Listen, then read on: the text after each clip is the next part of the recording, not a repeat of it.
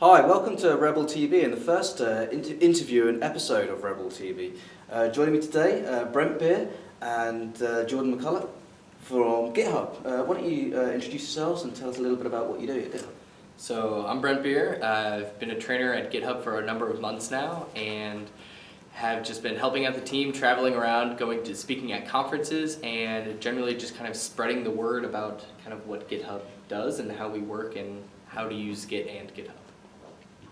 And again, I'm Jordan McCullough. I'm also part of the GitHub training team, and I do outreach in the training as well. We do online, conference, and private in this case. I love the conference because it's a little bit more interactive, and yeah, that's what we do. This is your first GeekOut conference?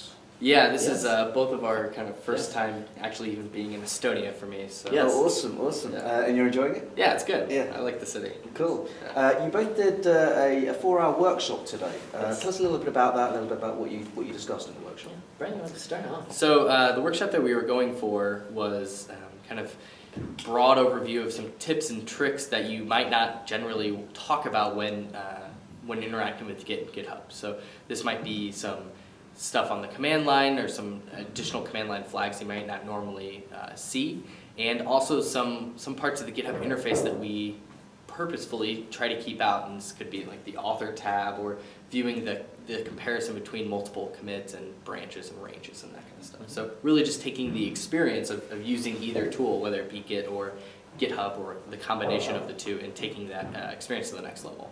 Awesome.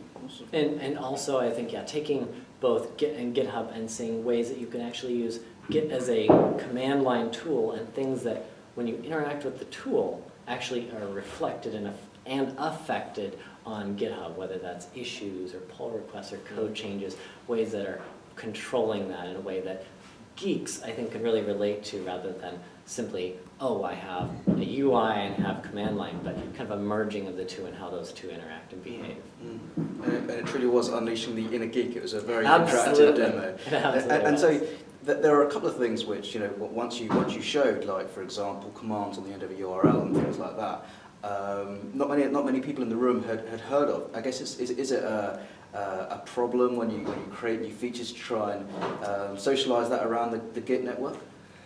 I don't know, some of the questions that I've gotten actually even today about designing the interface, and certainly I'm not a designer, but some of the talks that I've had with some of my friends at GitHub and coworkers, but is as we have feature requests come in, or someone really wants some additional feature, it's hard to decide the best way to put that out there. Because if we decided to put every feature that we got, or every feature request that we got, then the interface would start to deteriorate and really just kind of fall apart. So it's interesting as it grows, like how we can change things around and really bring all those things. Yeah, there are some hidden gems, and that was one of the things that we were exploring, was you can bring out that inner geek and use it. Oh, I can hack the URL to get some of the features that there isn't a button for, but we can relate to that. It's almost like command line, but URL hacking, to see and explore those things that there isn't a button to press just yet. But it is living on GitHub. It's just not quite there yet. So, cool. Yeah. And so GeekOut, the conference of the geek. What are you looking forward to over the next couple of days? Definitely not just saying Git used or GitHub, but open source move, because I hear a lot of times there's always proprietary, oh, I'm just trying to become a better developer, or this will work better when I go to the office and I work with my team. But that, oh, I learned something that I can either evangelize or I can share with other people in the community, whether that's user group or just extending beyond your work realm.